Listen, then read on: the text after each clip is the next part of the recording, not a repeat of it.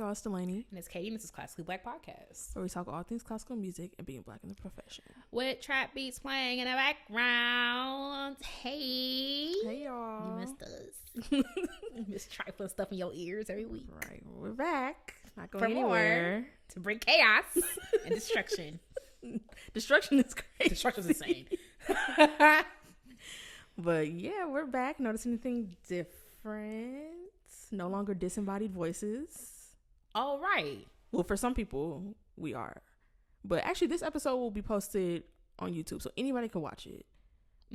But we gonna get into the situation. So we're back from our 4-week break, and I feel like 4 weeks kind of flew by because we was doing a lot.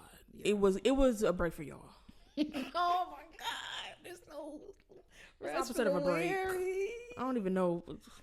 Honestly, a true break for me would be like, I need to go sit on a private island for 7 months.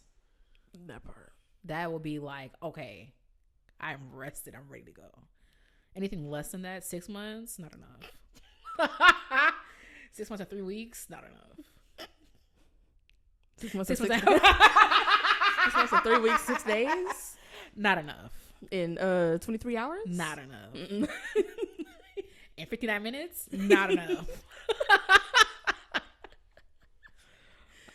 I can't say what I really want to say because God love a little razzle dazzle. So That part. Man, do. So, but anyway, let's jump right into our news this week. It'll explain some things about our new setup. Basically, we're obviously in the same place now. We're in LA. 90210, new zip code. Well, Yeah, not quite. basically, Well, essentially. well, yeah, I sure. drove past Beverly Hills. Okay. Period. That's Right on halfway pass. there. Right on pass to where I was actually going. With this new change comes some changes to Classically Black. I know we've been mad cryptic. We've been, well, once we get to that place and do that thing and With those people, right?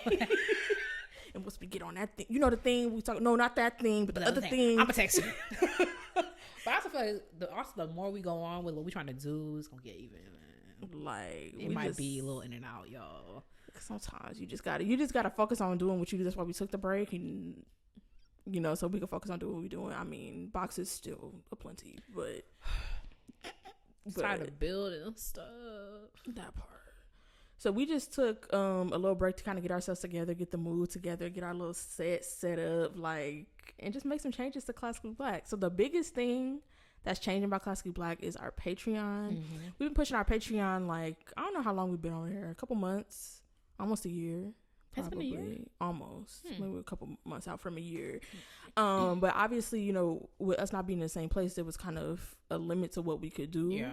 And it's just so much easier. We have not lived in the same city for 4 years. Like, most of Classically Black is... Yeah. So I'm going to just list out for our news. Well, for the first part of our news, our Classically Black news, which is our new Patreon, including 2 new tiers or 1 new tier. I think it's 2. one. Oh, was it 2? Okay. Yeah, it's 2 new tiers. So first is our free tier called Gen Pop. Because, you know, gotta do it for the people. Right. Our Gen Pop tier gives you access to our community-wide forum where you can interact with us and other CBP listeners. So, you know, we're going to keep it alive. We're going to be posting stuff so y'all can interact with us and all that sort of thing. We also have a new $1 tier called Black Excellence, which is everything from the previous tier plus full video episodes every week. So, like we said, we posting this one because it's our first one back. Our first one ever, actually. Yeah. Oh, shoot, we've never done an episode on video. Right. Ever. Like. Oh, ever. shoot. Yeah. Except for, yeah. So we're going to post this one on YouTube so that everybody can see it. But in the future, every week we're recording on video and we're going to put it on Patreon for $1 if you want to come chill with us. For $3, our Put Me On tier, you get everything from the previous tiers plus intermission polls and games. All the little fun things that we be doing during intermission, we're going to post them there so y'all can play along with us, give us your answers, all that sort of thing. And you'll get exclusive behind the scenes content. You know, us filming the show, planning the show, all the stuff that we do in LA, like all that stuff. Y'all can see that behind the scenes. We also have a $5 tier called Bakiana, which is everything from the previous tiers plus an exclusive group chat on Patreon where you get to help us choose our episode topics, our intermissions, and our pieces of the week. And you also get our post-episode live stream called CBP After Dark. And then our very last tier, $7, called CBP After Dark. You get everything from the previous tiers, plus your early access to video episodes and other content that we're going to be making, and a free CBP sticker and pencil after 6 months at that tier. So if any of that sounds good to you, we're going to post it on our Instagram as well so you all can see the breakdown of all the tiers. But yeah, come join us on Patreon in the Ebony Tower. Period. Anyway, that's our news. But there's also some news that we have to catch up on. I feel like for the next couple of weeks, we're going to be catching up. Has anything been going on in classical music? Yeah. Oh, for real? Yeah. Okay, I would say so. I see. There's definitely stuff that I feel like we would have talked about how we've been recording the episode. So I just picked two right now. Both of our news stories come out of New York. First of all, a couple weeks ago, the New York Phil CEO Gary Gensling resigned after just 1 year on the job, which I was like, 1 year, kind of crazy. He put out a statement that said the New York Philharmonic is an extraordinary institution, and it has been an honor to be a part of it. However, it has become clear to me that the institution needs a different type of leadership, and I have tendered my resignation. According to a source that wants to remain anonymous. Wait, inside source, like from that you know? No, not that I know. I was like, that's in the news story. Y'all finally getting messy. That's in the news story. They said that tensions were rising between Gensling and the board, the staff, and the musicians, as well as incoming music director Gustavo Dudamel. Dang, he already got okay duty. That's kind of crazy. Not okay duty. Gensling is the former CEO of the National Symphony Orchestra in DC. Apparently, during his time at the New York Philharmonic, he had maintained his residence in DC, and had been going back and forth between New York and DC, even though he had an apartment in New York. And that caused some of the people who were at the New York Phil to feel like he was not as present as he should have been in some critical moments for the organization. So I think that contributed to the situation. So they put together a transitional leadership team that includes the chairman of the board, Peter W. May, and Oscar L. Tang. They're both chairmen of the board, and Gensling's predecessor, Deborah Borda. My bad, I shouldn't have paused, but that scared me. And Gensling's predecessor, Deborah Borda, who was CEO of the New York Phil from 2017 until last year. Similarly, at the New York Phil, as some of y'all may know, this is a weird time for them because the story of the alleged assault of one of their previous French horn players has resurfaced. It resurfaced in 2018 for the first time during the Me Too movement. They were suspended and then they were reinstated through their union. We've been over this. I think we've talked about it a couple of times on the show. Well, there's an update on that. Before Gensling stepped down, apparently he visited Kara Kaiser, who is the person that filed the police report in Kansas City, which is where she lives now. She plays with the Kansas City Symphony. And they discussed the retaliation that she faced after coming forward and the New York Phil's tenure process and how basically, how they can clean that up.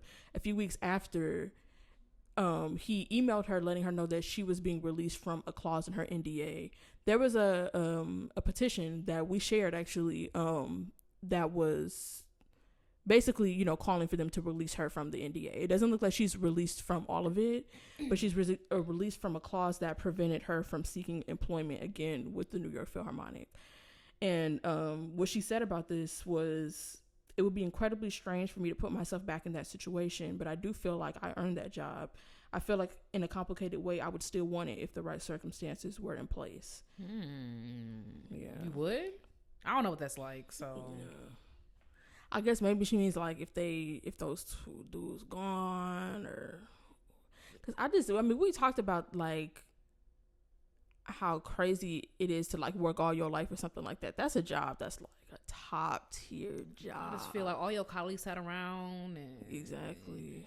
And but in the administration, like how different is the administration? Like, I mean, I understand it's like New York feel, but like, I mean, that's her. That's what that's what she want. I don't understand what circumstances it could be unless the whole thing got wet clean. Every staff member, every musician was going stuff for her and do the mill. The two people ain't got nothing to do with it. And then you gotta be in them locker rooms. You gotta be on that stage. Like, I'm just really emotional and dramatic. So I just feel like there was no way you gotta have to erect a new concert hall. And I'll be like, okay, those are conditions. Erect a new concert hall, kind of crazy. I mean, they did just go through like a $500 million renovation. Well, I'll do it again. And renovation, yeah. Okay. Yeah, so it's still, the energy's still weird in there. You gotta be back in New York. You've been living in Kansas. Like, there's so much stuff. Well, I mean, she did say it would be kind of strange. So strange is a word. Apparently, he Gensling, the now former CEO, she said he remains to be the only executive that's ever reached out to her about this situation. She said, in the years since this happened, no one else in the administration has ever reached out to me. The only people that I've ever spoken to were attorneys. So I don't know. And I don't know if this had anything to do with him resigning. I mean, and because that's a difficult thing to navigate, and you wasn't there, and all these missteps that your predecessors made, and now everybody looking at you. That's why I can't do a job like that, because I'm really bad at apologizing for stuff I didn't do. And then also you dealing with the pandemic, and it's a renovation. Like, it's too much. You kind of was destined to fail, low key. Like, a little bit, maybe not destined, but like, people probably aren't surprised that you were stepping down.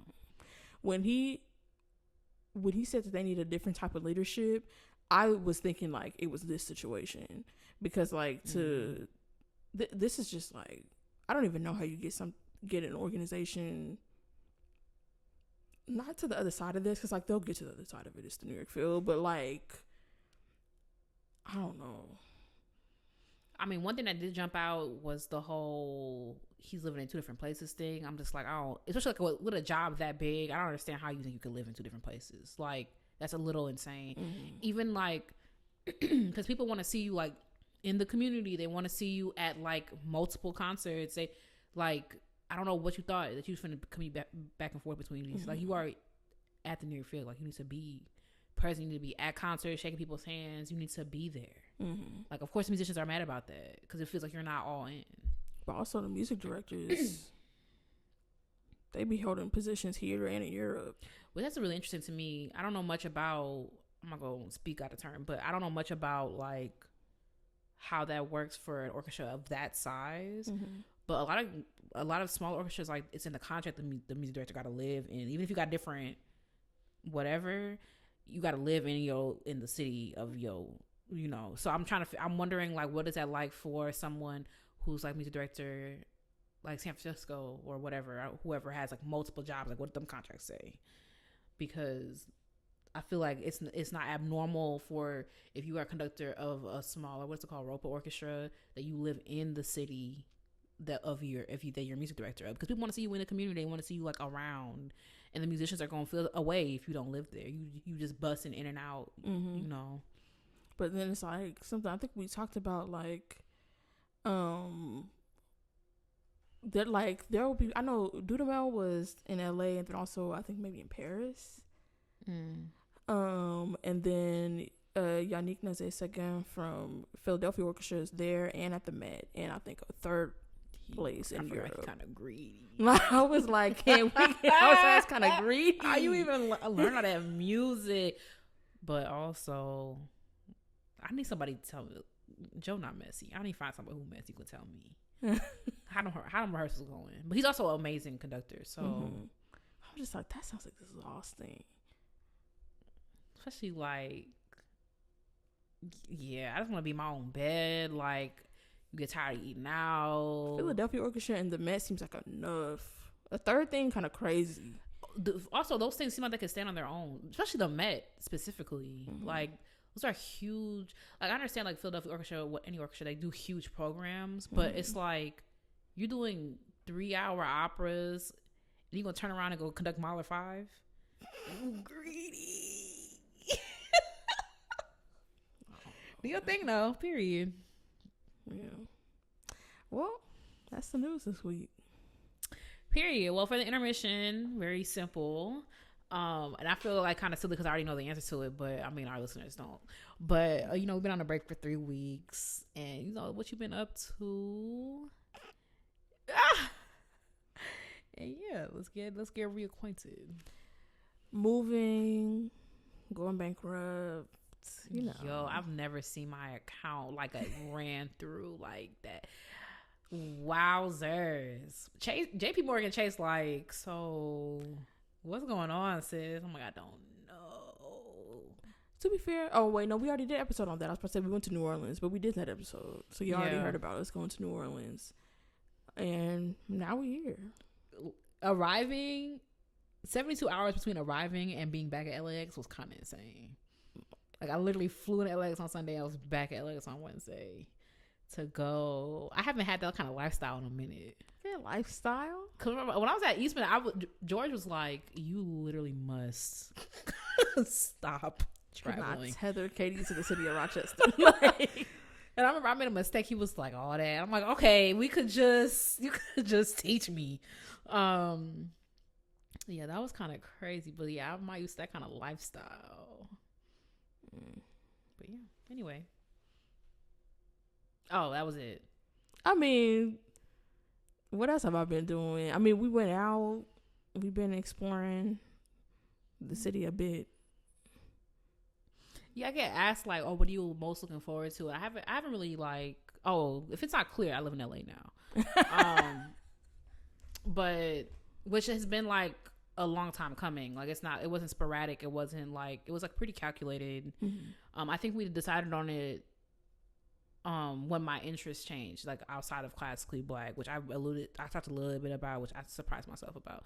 I talked a little bit about that in our last episode, but like, you know, an interest in screenwriting, really, you can do screenwriting from anywhere, but you know, you should be in New York, and preferably like literally 95% of it happens. Unless you're writing like a film, 95% of it's gonna happen in LA.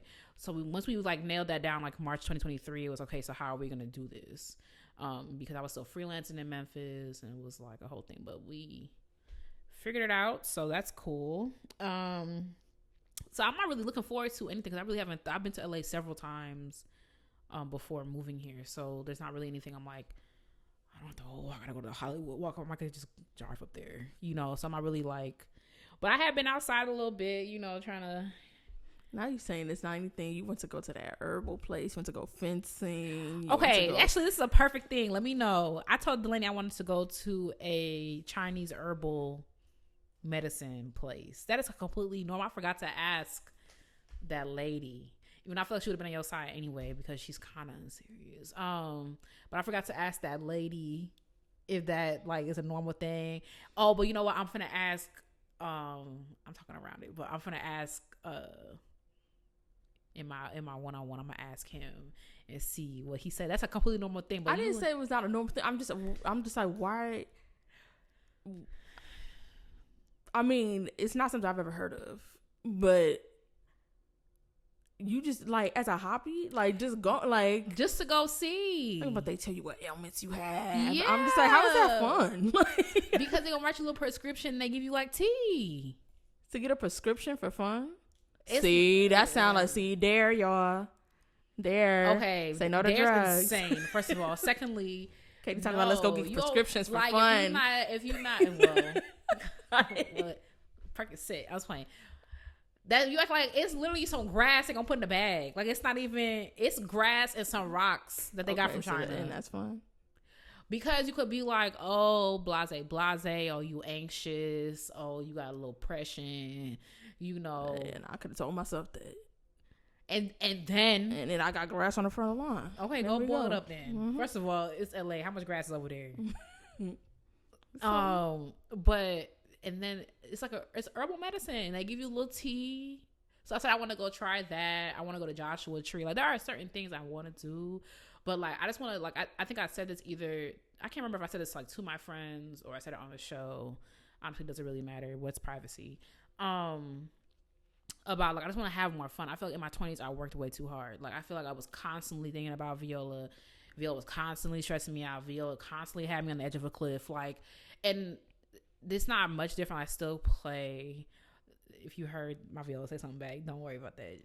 But I still, whatever. Like, it's just like there's certain things that are like just changing a bit, and I just did not have enough fun in my 20s. So that's why like I went to that real quick. I went to that 222 app. If you were in New York or LA, you know what I'm talking about. There's like this app that it's not me that, because every time I was talking to my cousin about this, she's like, oh, it's like this app that like curates experiences for you. So you do this long questionnaire, and then it's like a little secret little thing, because they'll text you like it's just based on your interest. So like yesterday I went to dinner, and then I went to like a board game night. Like that's right up my alley.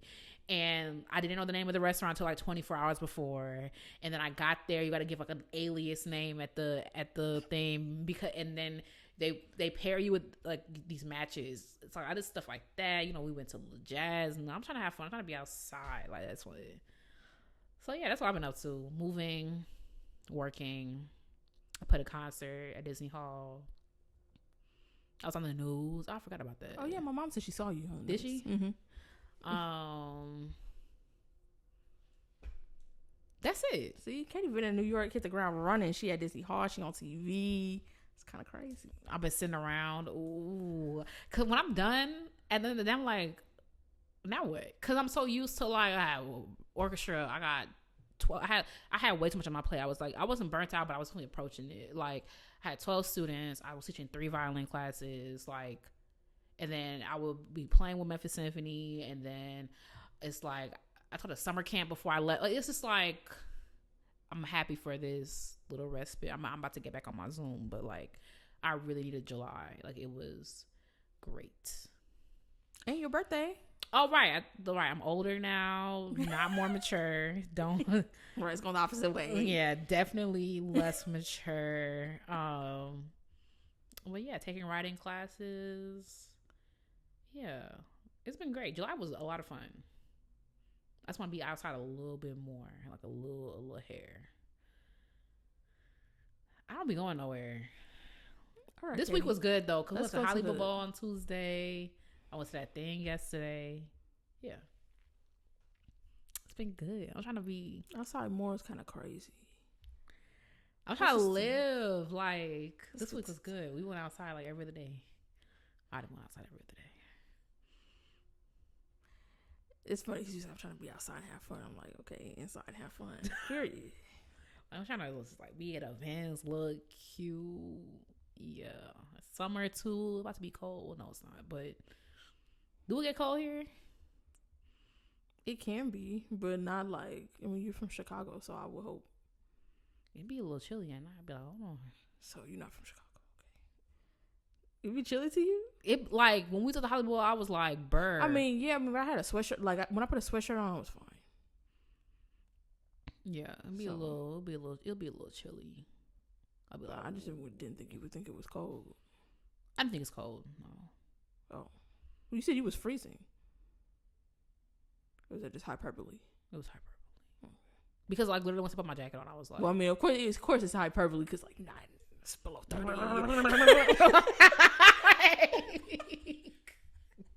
But you know what I mean. And I think my weather app was tweaking because it was like expect light rain in an hour. I said rain, and then once I clicked in the app, it was nowhere to be found. I was like, because I'm literally like not going anywhere if it rains here, because I was in San Diego in the rain. I'm not dealing with Californians in the rain. That's insane. When that Tesla was up on the side of the thing, I'm like, how you even get up there? Like, rain is kind of crazy. Same thing with Memphians. Like, I don't like going nowhere when it rains in Memphis. Definitely was not going nowhere when it's slow, because everybody tire threads smooth. Like, people going 70 and a 20. Like, I'm not going outside. 70 and 20? I'm not going outside with people who are not used to inclement weather, like, at all. That's why, like, people give people flack. Like, I remember I was on a call, people were talking about Chicago drivers. I'm like, you can't talk about Chicago drivers because it might be a little dangerous, but it's dangerous with skill. You're talking about people who are used to driving in ice, used to driving in snow. I've noticed in other parts of the country, I'm not impressed because it's just like, it's the tire trade. You got, last time you got a new tire, Bush was in office, either one. I was about to say the first one. Like, but anyway. Yep. Okay. Well, that's the intermission. Yep. More classical music centered one day. Okay. Well, for the topic, as y'all know, we on our book club. Our third annual book club. It really should be second annual. We should just say the first one was because we have our first. Well, we have our book club that we did last year right here. That's the Belcanto. We read that last year. It was great. And it's also like we have to read it again because was it great or was it so much better than? Like, I think it was good though because people were saying that it was good. I just followed her Ann Patchett. She has a bookstore in Nashville. She owns. I just followed it. Because I think somebody posted a video and she's like, "Oh, I'm Ann Patchett." I was like, "I know you, girl." Hey, girl. Okay. But so yeah, that was our book club pick last year. Of course, we have it on the back, for the lore. The other one, hey, but this year, we're reading The Order of Things. We have that up there. Period. This is the first 72 pages.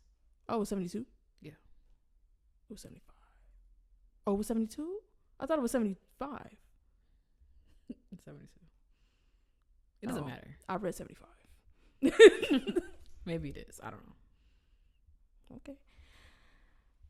Well, how we normally do this? What do you think? I don't know. I think it's just like we just start talking about it because every book is different, so it's like we can't really have like questions ahead of time, and we're reading it in real time, like with y'all. Like we thought in the first book that we did when it was like we thought the reviews were good enough that we could just like read it in real time. That's like, should we have read it ahead of time? But I'm like, no, that would ruin it. No, because I feel like we roasted that book real bad. It was great.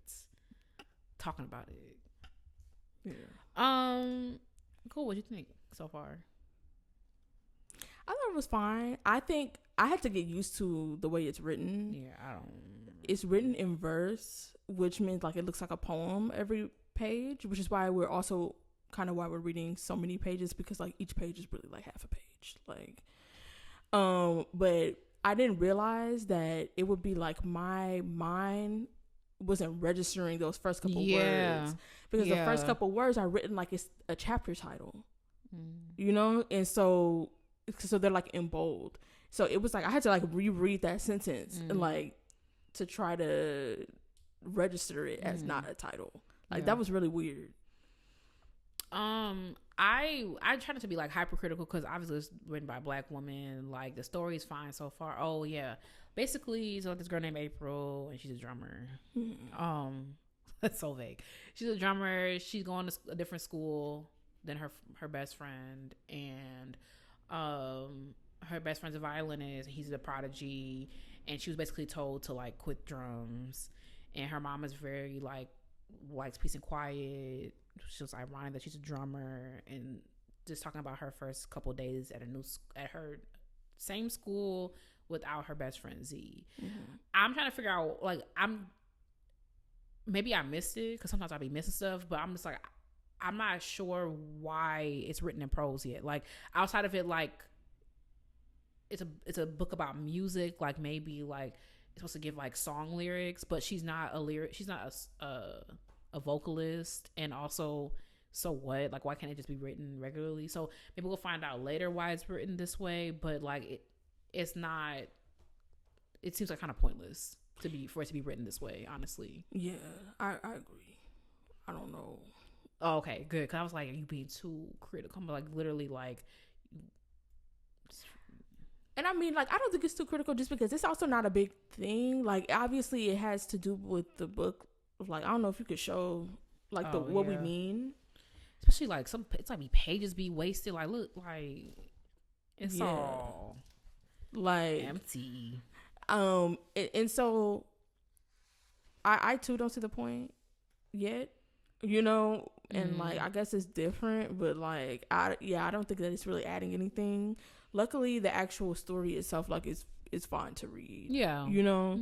So like that's why I think like it's not a huge critique. It's just kind of like I don't know. Also, there was like a running thing where like, so basically like her best friend Z and his dad like lives across the hall from April, like April, the main character. Her mom they live across the hall, and they do like this whole family thing. They're very close. Like April's mom works for UPS, so she works nights, so like April will spend the night over there, blase blase. And April's mom's like, I have this thing I gotta tell you. And I was like, oh, like, what is it? It's like April like fell asleep and her mom didn't tell. It's like a whole bunch of like, what, like, I'm wondering like, what do you think it is? Oh, she has a girlfriend. Oh, that's it? Because remember when they was in the kitchen, like at first I was like, so this whole family thing they got going on, like her mom she hunching on Papa Z, but then that's what I thought, but they're the same age. Because I thought they were siblings at first. I'm like, what if they siblings? Like that wouldn't make sense because they're the same age. They was in the kitchen, her mom, April's mom, and Papa Z, her best friend's dad. And April was overhearing them, and he was like, "Oh, why don't you just bring her over, like whatever?" And then, like later on, a couple pages later, somebody asked her about her dad, right. And she was like, "My mom is single." She said her mom doesn't date men. So that's why I was like, "Oh, she has a girlfriend," like because also in their conversation when he was like, why don't you bring her over? She asked about him, and he was like, oh, I don't have time for that. I got to focus on my son or whatever. So I'm like, oh, so they're talking about dating. And so that's why I was like, yo, she got a girlfriend. Oh, that's it. I thought it was going to be something like juicy. Yeah, that's what I mean, maybe it's juicy for her. I mean, she's in 6th grade. That's like formative. Yeah. Because she said, my mom is single by choice. And I was like, her, not no more. Right. Like, period. Yeah. Oh, I wrote some stuff. Okay, the whole thing about like, so there was like a quote where like she was talking about the 3 drum teachers she had, and it's on like page 22. It's like one of them was like, you should quit, and the other one was like, you have no talent. And I was just like, okay, I've had a lot of viola teachers. Like I had like my main one in high school, you know, whatever. I've had a fair amount of viola teachers, all varying degrees of like very strict to like very nice, whatever. I've never. What do y'all be finding? I hate when, I understand that has to add to the plot. I just hate when that stuff is like dramatized, because maybe someone could say like, I've never had, even the rudest comment has never been, you should quit viola. Or like the rudest comment. Cause I remember even like I played a math class in Poland. I played Walton, just like the exposition or whatever. That dude that dude came up. The first thing he was like, so who assigned this concerto to you? First thing he said and like that could mean anything, but like I know his name was Marchand. I know exactly what he meant by it, and we kept it pushing. Yeah, in New Zealand, it wasn't in Poland. He was Polish. I was in New Zealand. So he was like, I probably had that concerto for maybe a couple months, and he was like, who assigned this to you? And I was like, all right, so the comments on the concerto, please. And it's like, was it great? No, but it was certainly in the key of A minor, like not too much on me. So, but he never once was like, you don't have talent for it, because I saw him later when Poland hosted the IVC, and like he was very nice to me. He's always like congratulating me on like whatever viola stuff I did. It never gave quit the viola. So, I did that one time at Colburn. He told me to quit. He was just like very bad at it. But also, we know that one person that told somebody to quit. I forgot. Yeah. He told me to quit. That's what I said. Yeah, that's what you told me. That's crazy. So you should consider another path. He did say that. Oh my god, someone could never tell me. That's why I feel like I give myself too hard of a time. So like, maybe I am good at the viola, because ain't nobody ever told me to quit. Ain't nobody ever look at me crazy when I said I want to be an orchestral musician. Like, I just thought that's how everyone got spoken to. Like, people, and she said, I can't remember what the third thing was. She said one wasn't blank, one wasn't kind, and one told me that I didn't have any talent. No talent is crazy. And it's just like, the first teacher wasn't patient. The second wasn't kind. The third said I had no talent. That's kind of insane. and like to a sixth grader.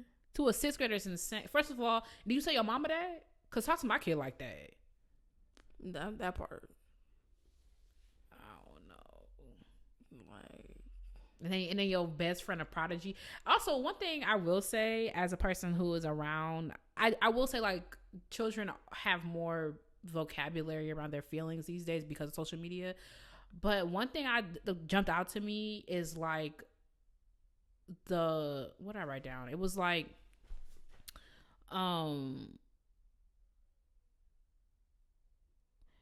they're kind of like emotionally aware in a way that I just don't think is realistic for kids their age, or like this huge sense of like imposter syndrome, or like all of these crises that they had, like they are in the ways in which they're reacting. I'm just like, this doesn't really seem characteristic of 11-year-olds.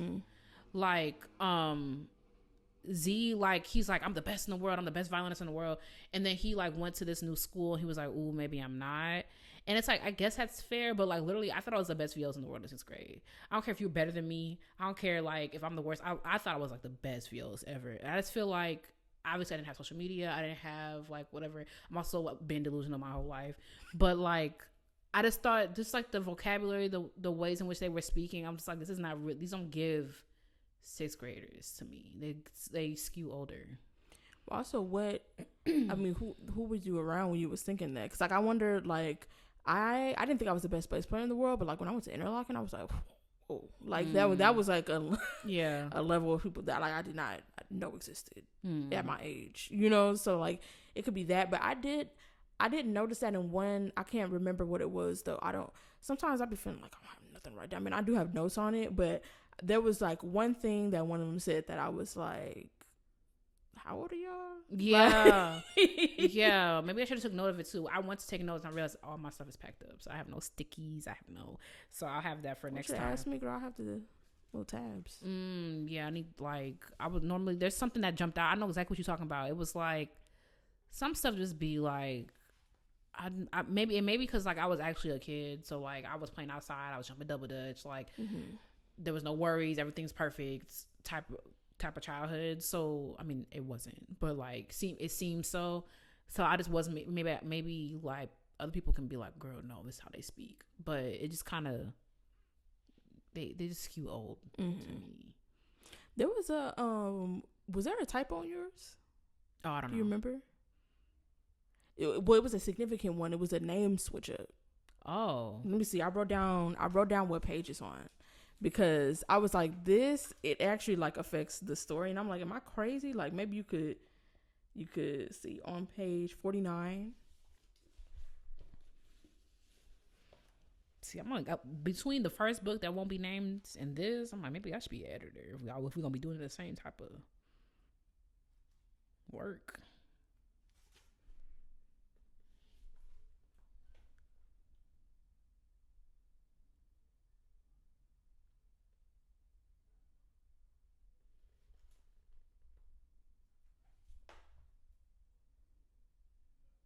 I'll have to look at it. Wait, am I bugging? It's a name switch up. That's why. Oh.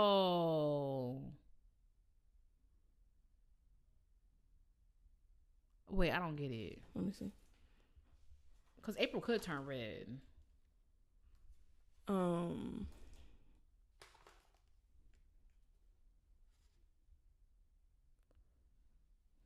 But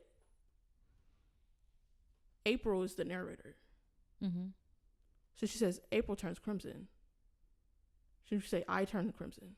Oh. But she's talking to a girl named Asa. That's why I'm like, is this supposed to be Asa that turns crimson? Because it says April turns crimson. This is when she tells one of her classmates that her mom does not date men. She says April turns crimson, starting at the tip of her ear, spreading across her face. She doesn't say anything else for the rest of the day, and that's fine by me. Oh. Like, I'm like, you're April. I think my brain is autocorrected like, oh, she means Asa. I didn't even realize. Yeah, I couldn't remember. I was like, did she mean? But then once I saw her by me, I was like, you definitely meant. You definitely meant Asa, because it can't be Yeah. I turn red, and that's fine by me. Like, yeah. But yeah, there was another funny part. I wanted to know it was trifling. It has to do with something that we've been talking about and saying for the last couple weeks. But when she was walking with her friend, they like walked to school together, and he was like sweating or whatever, and she's like, "You want me to carry your backpack?" I was like, "Girl, I can't even say what I and look, you can see him right now, right?" Can't even say what I want to say. What we want to say, but at I was all, like literally no one could ever hear it. But the girly pops, I said, "Y'all different. Y'all different." They trying to program girls young now. Right. I'm like, carrying his backpack kind of crazy. You talking about I gave it back once we got to the intersection. Yeah, when you couldn't follow him no more. Yeah, and watched him, but when he was out of sight, yeah. What's going on? Yeah, I want to know. I'm curious what's gonna happen with April. Like, that's what I made note of. Like, another thing that seemed like a little old to me was like, I don't know, maybe because I wasn't really like that aware when I was their age, but I did not know what I wanted to be like when I was that age. Maybe people did. Like, I think it was 6th grade.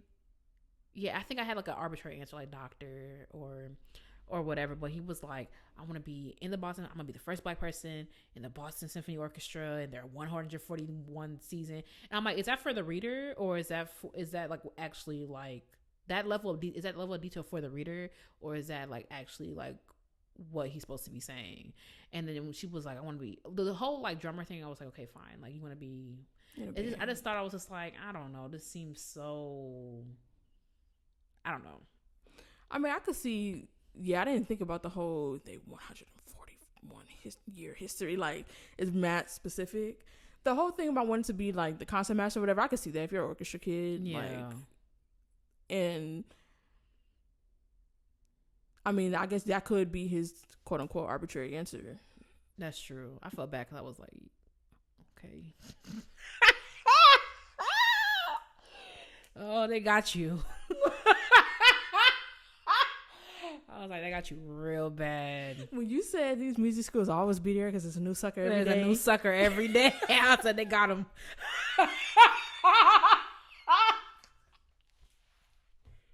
Oh, thank you. Once you get to that final round and you realize you want to make a Black man. Well, maybe by then. Boston? I was going to say, Boston kind of crazy. Boston kind of crazy. But they live in Boston. I was like, yeah, maybe. They do? I thought they live in Pennsylvania. It's not in Boston. Don't take place in Boston?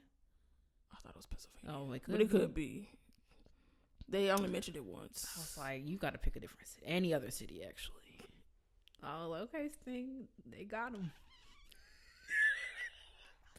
I was like, that little manifestation thing they was doing was cute. It was cute. I'm like, I'm actually not despondent. I think he can do it. Go Z.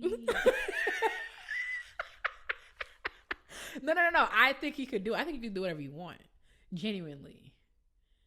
Like, genuinely think you could do whatever you want. Happy for you, Z. No. You got there eventually.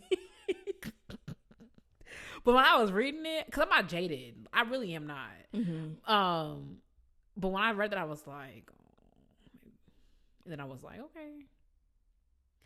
It's also hard because you got a concert master kind of crazy. You got to wait for that dude to die or quit. You never know. The way these concert masters be working might get, I was going to say dishonorably discharged. That's not what it's called. Fired. It's called unpaid leave.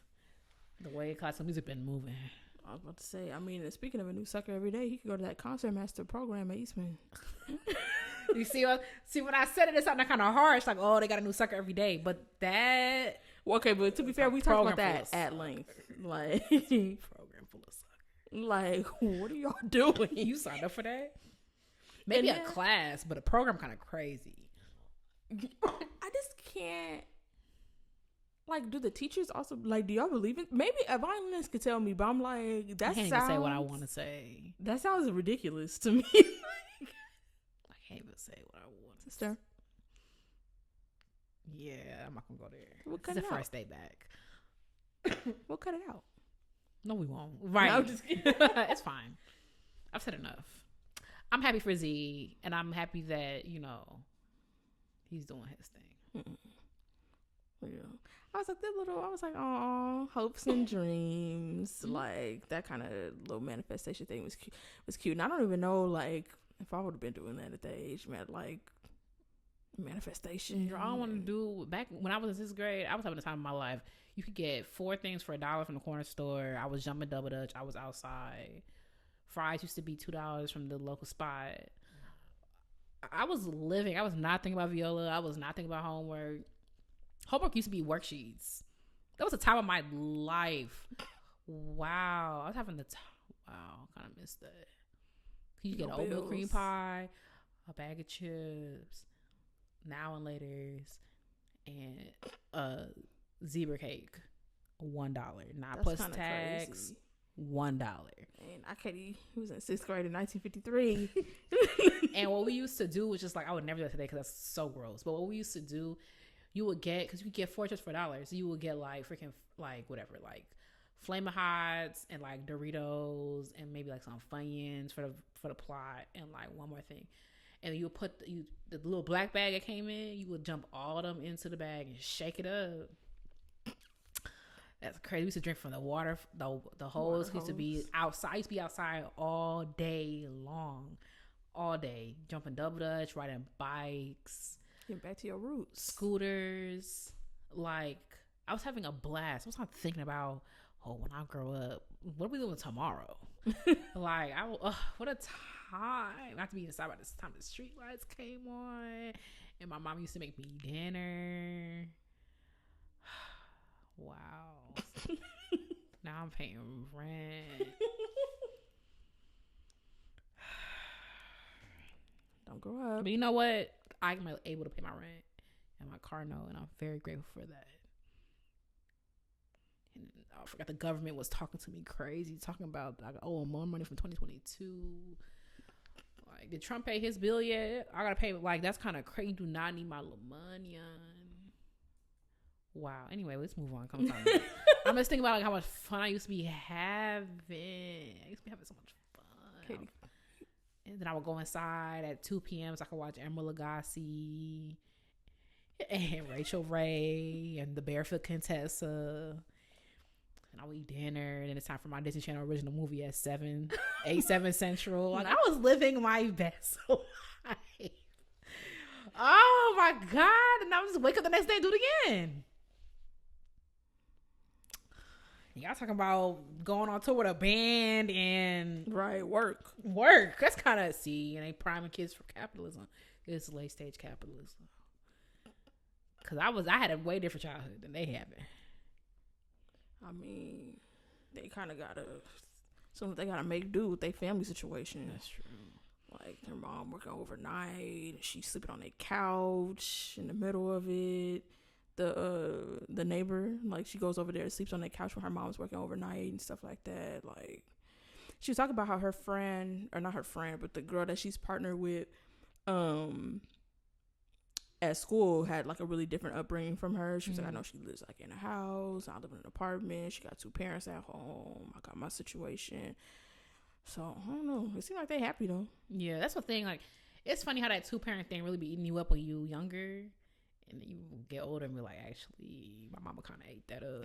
Keep that nigga away from me. Oh, now he real away from me. I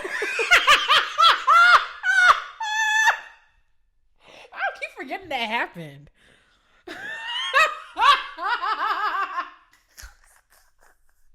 One day I'll talk about that. That's kind of crazy. And now they don't even know why why that floored me. Okay. I don't want to damper the mood. Because I don't want people like, let me know if you need, literally. If it's not $1 million, leave me alone. I forgot that happened. Did that happen during the break? No, before the break. Anyway, shout out to Ina. She did her big one. And they go, hey. But yeah, when you're little, did you think about that? I don't remember thinking about it. I think when I was little, my mom said I said something about it. When I was littler, like maybe like 2nd, 3rd grade, I said something. It's like Father's Day and everything. Yeah. But also I have mad uncles. I had a godfather. He's still alive. I don't know why I said it like that. Yeah, I don't really know what it was like Father's Day when I was a kid. Who I'm making a drawing. Oh, also my grandpa. I forgot my grandpa was alive. That's kind of who I. Right. That was like who Father's Day was about. That makes sense. Hey, shout out to John. He used to give me money. That's kind of crazy. He used to like really take care of me. Oh, shout out to John, man. That's a real nigga. Okay. No, for real. I forgot we recorded an episode. Okay. Well, that's it. Part 1. Yeah. We're gonna see what happens with her what's it called? Her friend Asa, and what that's about. I'm trying to figure out that is Asa really annoying or she just resents her? Because Asa sound like she don't even really be doing nothing. Yeah, maybe they're just incompatible. Yeah. Or just unexpected. Like, it just seemed that she was weary of, that April was just weary of, like, she didn't talk to nobody but Z at school, and now he not here. Yeah. That's what it was giving. And especially the first day they came back, he came back with all his friends. Yeah, but then the second day he wasn't with his friends. What was that about? I don't know. It kind of just reminds me, like, the first couple people you meet really not gonna be your friends. Like that first group of friends I had at college, I would never saw those girls again. Yes. I don't know. Are we moving on?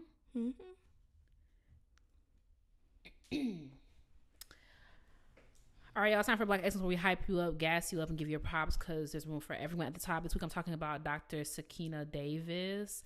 So I'm watching College Hill because I got a BET Plus subscription, kind of insane for me, but because I saw Santana was on there. Santana's this good television. And so they're at Xavier University. College Hill, this audience has no idea what College Hill is. I'll spare you. But they go to a HBCU.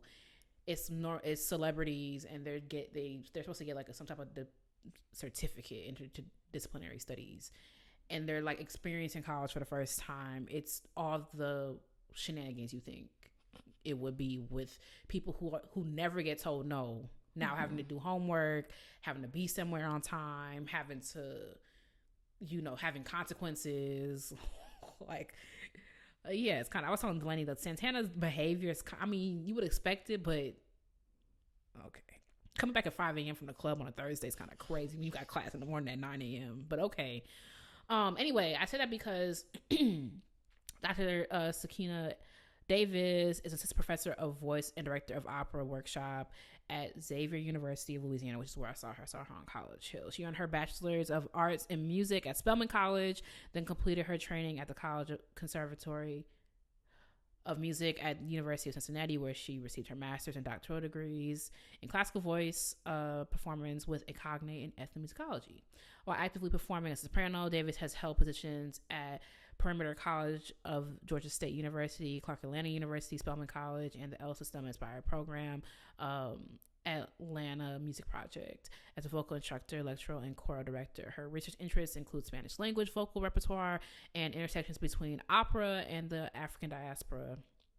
And she has been invited as a guest lecturer with art organizations such as New Orleans Opera Association and Muse Machine in Dayton, Ohio.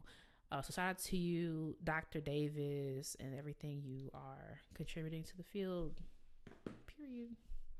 Period. My piece of the week is the Firebird Suite. We saw that at the Hollywood Bowl a couple of days ago. So Bills are doing a big one. I was like, dang, the little pizzicato thing I couldn't play. Tong was like, I said, okay. Also, I realized like how weird they do that Beethoven season. Do they always sit like that? Girl, I wasn't paying attention. You talking about the one where the cello's in the middle? Cellos where seconds are. Cellos and seconds switch. They always sit like that?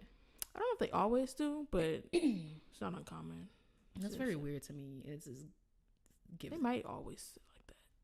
I want someone to actually sit me down and be like, are you doing it for the plot or are you doing it because it actually makes a difference? Because I don't think it does. Yeah, I don't really know the reasoning behind it. I don't know what we played when I was in chamber orchestra at ISU. When we played Beethoven 2, Dr. Block had us sit in that seating. Had second violins. Violas don't move. Second violins go, and cello switch. I think it's a little pretentious. Because how much is it actually changing the sound? And the basses are on the other side. And the bass is right behind the cellos. Like, how much is it changing the sound? Especially because isn't it easier when first and second violins are often playing together to have them next to each other? Like, that just makes so much more sense to me. Anyway. Thank you so much for listening to Classically Black Podcast. Don't forget to follow us on social media at Classically Black Podcast. If you have a piece of the week suggestion, a Black excellence suggestion, or an intermittent suggestion, or you want to give us $1 million, send it to classicalblackpodcast@gmail.com. Well, it's different now because Patreon. Right. If you have a Black excellence suggestion, you can email it to us. But the other ones, you got to join Patreon. Oh, I forgot. I got to get used to that, yo. Join the Ebony Tower. That's patreon.com/classicalblackpodcast. It is free. Join. If you're Black, join ISBM. It's IS Black Musicians on social media, isblackmusicians.com. Thank you for listening, and we will catch y'all next week. Bye, y'all. Bye.